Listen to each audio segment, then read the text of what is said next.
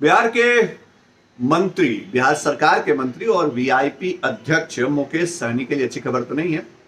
खबर विधान परिषद चुनाव से जुड़ी है और विधान परिषद चुनाव में उनकी पार्टी को फिलहाल बीजेपी एडजस्ट करने के मूड में नहीं है। ऐसा इसलिए क्योंकि पार्टी को ये लगता है कि मुकेश सहनी का या उनकी पार्टी का ऐसा वजूद नहीं है कि उनको निकाय कोटे, स्थानीय निकाय कोटे से जो विधान परिषद के चुनाव होने वाले हैं उनमें एडजस्ट किया जा सके। दरअसल एनडीए में विधान परिषद चुनाव को लेकर के जो खेल चल रहा है, जो रसाकसी चल रही है, खींचतान चल रही है, उसमें जेडीयू ये कह रहा है कि हमको 50-50 का फॉर्मूला चाहिए, 12 सीटें आप लड़िए, 12 सीटें हम लड़े। अब बीजेपी ने दिल्ली में बैठ के की, बीजेपी के नेताओं ने, उसके बाद कल पटना में कोर ग्रुप की बैठक हुई और कोर ग्रुप की बीजेपी की बैठक के बाद जो बीजेपी के प्रदेश अध्यक्ष हैं और संजय जायसवाल और डिप्टी सीएम तारकिशोर प्रसाद दोनों जेडीयू के मंत्री विजय चौधरी से मिले रात में और उनको बता दिया कि भाई हमारी पार्टी ने तय कर लिया है कि 13 सीटों पे हम चुनाव लड़ेंगे क्योंकि 13 सीटें हमारी सिटिंग है। ये अलग बात है कि 2019 के लोकसभा चुनाव में या फिर 20 के विधानसभा चुनाव में बीजेपी ने बड़ा एडजस्ट किया था जेडीयू को कई अपनी सिटिंग सीटें दे दी थी, लोकसभा चुनाव में तो बहुत ज्यादा।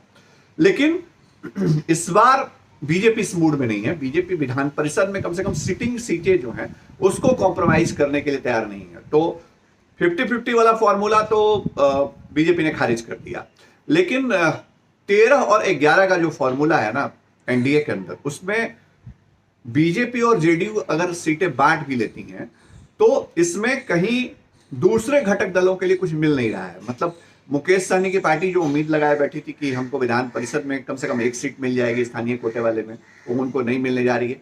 डिप्टी सीएम तारकिशोर प्रसाद ने आज इस बात को साफ कर दिया है।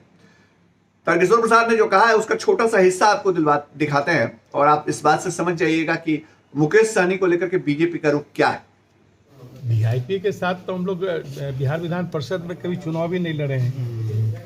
हम तो उल्टे उन्हें बिहार विधान परिषद के सदस्य के रूप में उनको हम सबों ने सहयोग किया है, क्योंकि हमारे गठबंधन के वे महत्वपूर्ण साथी हैं और हम सब मिलकर सरकार को चला रहे हैं। बिहार विधानसभा में भी हम सबों ने जब विगत जो चुनाव, आम चुनाव हुआ, उसमें 11 सीटें हम सबों ने आपस में समझौता करके उनको दी। आपने सुना तारकिशोर प्रसाद क्या कह रहे हैं। तारकिशोर प्रसाद ना केवल ये बता रहे हैं कि हमने मुकेश सहनी को विधान परिषद भेजा, उनको याद दिलवा रहे हैं किसके बूते वो विधान परिषद गया और किसके बूते बिहार कैबिनेट में मंत्री बने, और साथ ही साथ ये भी बता रहे हैं कि हमारा तो कभी अलायंस रहा ही नहीं वीआईपी पार्टी के साथ विधान परिषद चुनाव में। मतलब यह है कि वीआईपी का पत्ता कट हो गया। मतलब वीआईपी को विधान परिषद वाले में एडजस्ट बीजेपी नहीं करने वाली है। एनडीए में उनके लिए वो उस चुनाव में तो जगह नहीं है, तो उनको अब देखना होगा कि वो कैसे अलग से लड़ते हैं। हो सकता है मुकेश सहनी अलग से लड़ भी जाए। लेकिन यही हाल पशुपति कुमार पारस की जो पार्टी है रालोजपा, उसका भी होने वाला है।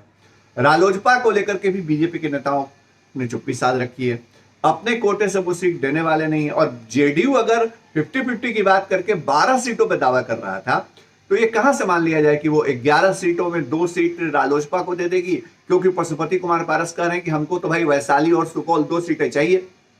तो घटक दल, मतलब अब मांझी जी की भी बात ले लीजिए, जीतन राम मांझी भी कह रहे हैं कि हमको भी चाहिए विधान परिषद में। तो जब 2 लोगों का पत्ता कट गया तो उनको मिलेगा, इसमें भी कोई हमको लगता है कि बहुत संदेह नहीं है कि उनका भी पत्ता कटा हुआ है।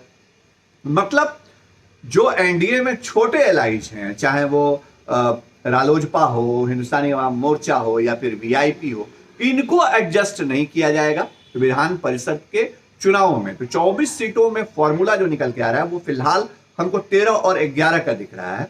और अगर इन दलों ने, जो छोटे एलआई हैं एनडीए में, उन्होंने अकेले अपने बूते चुनाव नहीं लड़ने का फैसला न लिया तो कम से कम विधान परिषद चुनाव में आपको जेडीयू और बीजेपी ही नजर आएंगे। तो ये अंदर की खबर है जो हम आपको बता रहे थे और जो आज बीजेपी ने साफ कर दिया वो बता रहे थे। सियासत और सियासी गलियारे से हर खबर हम आपके लिए लाते रहते हैं और फर्स्ट बिहार पर ये खबर आपको कैसी लगती है, ये खबर आपको कैसी लगी, कमेंट बॉक्स में जरूर बताइएगा। आपकी प्रतिक्रिया, आपके विचार, आपके सुझाव, आपके कमेंट का हमेशा हम स्वागत करते हैं। नमस्कार।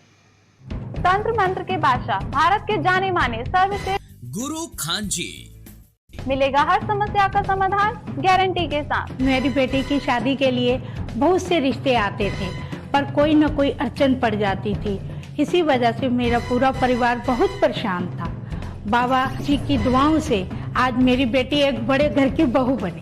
भटको चाहे जहां, काम होगा सिर्फ यहाँ। गृह कलेश, कर्ज मुक्ति, प्रेम विवाह, जादू टोना, पति पत्नी में अनबन, सौतन या दुश्मन से छुटकारा, विदेश यात्रा में रुकावट, फिल्मों में प्रवेश और कोर्ट कचहरी जैसी समस्याओं का समाधान। सभी समस्याओं का समाधान गुरु खान जी। अभी कॉल करें 9821707996।